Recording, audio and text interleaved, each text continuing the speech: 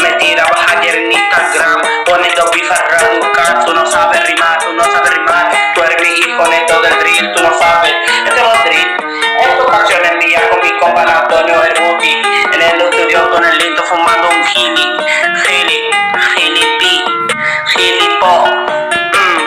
Ey, te di compa de barra, estoy en un bar de la barra esperando mi Coca-Cola, el mejor refresco que ti, que siempre te mola, no sabes ni lo que es una Coca-Cola. Creo que tú eres gilipo, vengo aquí hablando de tu cosa, quítate.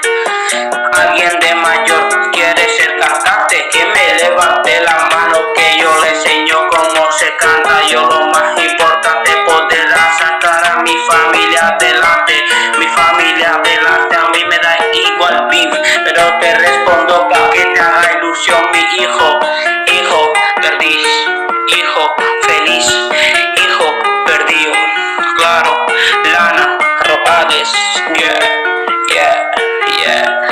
Esto dice así, adelante, pero bueno, vengo adelante, seguirlo, voy a repetirlo, voy a decir que ti no sabes cantar, no tires beef, pero bueno, no tires beef, pero bueno, aquí está tonto del pueblo, eres el tonto del pueblo, no se podía callar un poquito, ahora tengo que mandar a la llorería. Hazte chino, hazte chico, hazte chino, como sea, pero eres la M de malo, cantando eres mi hijo en el fútbol, en el baloncesto, en todo, hijo mío, tú no sabes cantar, pobre chico, madre mía lo que tiene. Bueno, aquí te respondió, sabes, voy a parar un poco la base de mis cajos.